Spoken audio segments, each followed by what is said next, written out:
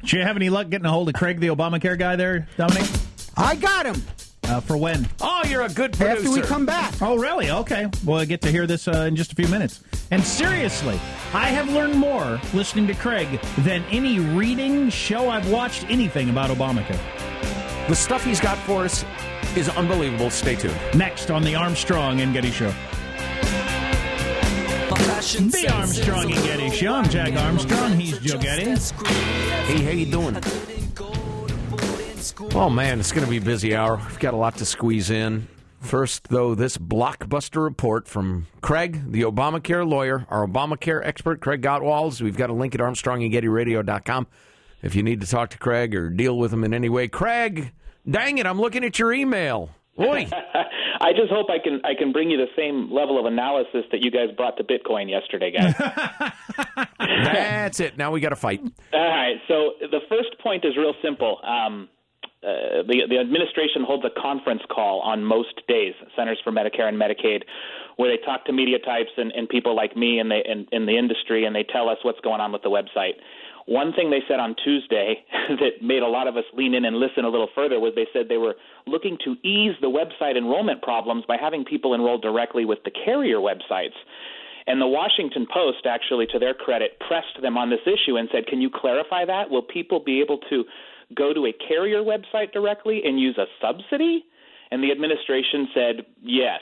And the Washington Post said, wow, we're going to follow up on that. But the what's going on here is the law specifically, PPACA, the statute itself, does not allow for that. It clearly says you have to be in the state exchange to get a subsidy.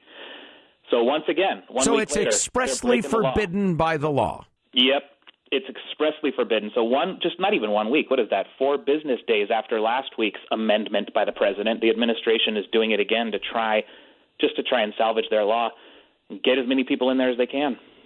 Wow, that's, because there's a question of what's in the law and what are regulations passed, subsequent to the law. Yes. And they have different, levels of force attached to them. But if that's in the actual statute, that would seem to be. I'll post the language on it after our call. All right. Specifically, the thing about last week, arguably, they'll go to court on this probably at some point, but arguably what the president did was amend regulations, which he has authority to do. This is the statute. This is actually a bigger news story, but it's less understood. Wow, how interesting. Yeah, now there's another one that's a little deeper in the weeds, and I'll try and make it as simple as possible. But the American Hospital Association issued a legal opinion this week, a letter, and that letter was out to all the hospitals that said, we find that there's nothing in Obamacare that would prevent you, hospital, from buying an Obamacare policy for one of your sick patients. And so a lot of people might read that and think, well, that's a good thing, right? We want people to have insurance. No, it's not the way the law is supposed to work, and the administration is actually freaking out. HHS responded with a letter saying, we're going to scrutinize this, and we highly discourage this activity. So you ask, why? What's going on here? Well, what's going on here are these are people that used to be treated by charity care. I show up at your hospital, I'm really sick, maybe I need a transplant that's going to cost $500,000. Now a hospital has a way to get that money. A hospital can simply buy your Obamacare policy, drop maybe $5,000, $10,000, $15,000 on you, get you fully covered, and recoup the $500,000 they're going to have to spend on your transplant. Wow. So you talk about most of the people signing up in the early days are the old and the sick and the expensive. Well, these are the currently dying. Yes. That minute. Yes. The reason HHS and the administration is freaking out about this quietly, because, again, this is a PR thing. You wouldn't want the government coming out and saying, don't buy poor people health care.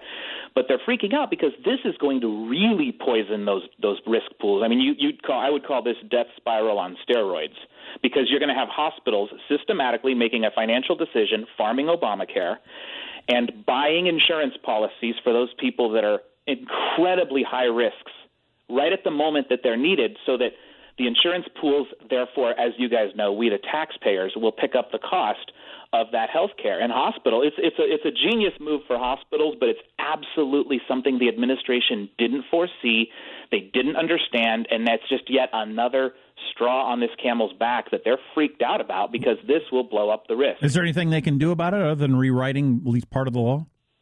Well, you touched upon it, Jack. No, I mean, the only thing that they're going to do, and we know this is coming, is they will issue a regulation, which we know will probably be unconstitutional because there's nothing in the law prohibiting this. So a regulation would have to be reasonably tailored to the law. Well, this regulation, that they're inevitably going to outlaw this via regulation because they know this is a problem. But it'll be illegal. And again, who's going to challenge it? Because you've got a political problem there. You'd be challenging a regulation. You know, you'd be going to court over whether or not you can buy an insurance policy for a poor person. Craig, our Obamacare lawyer, is on the line, and I know you have another point that's even further into the weeds. But tell me this, if this is a fair summary of it.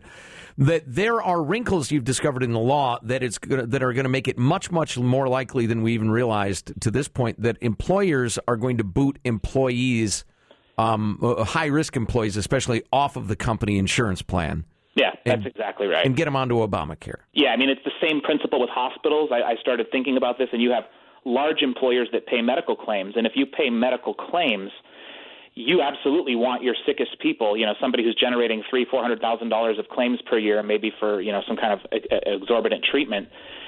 You would want to do things to incentivize. Now, I'm not saying it's legal, but I'm saying this puts that incentive in the system for employers to start.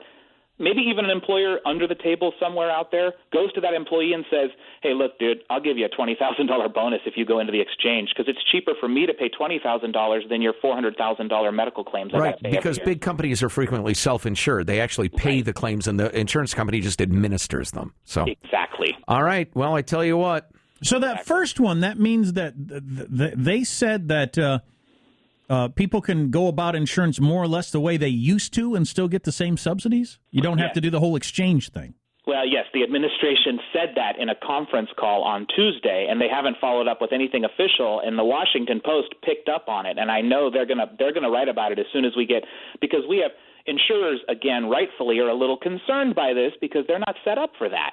They're not set up to take direct payments from millions and millions and millions of people and administer bills like that via an exchange platform with subsidies. The insurers have no technological mechanism set up to build subsidies into when they sell a premium directly. And again, what the White House said they could do is expressly forbidden by the law. Whoops. It's expressly forbidden, but I'll post that language for you guys. Craig, the Obamacare lawyer, we've got a link to him at ArmstrongandGettyRadio.com. Craig, thanks a million, man. Thank you, guys. We'll talk to you soon. If you don't know Craig's act, he's not only an attorney, he's an expert in benefits, employee benefits and insurance. That's the industry he works in.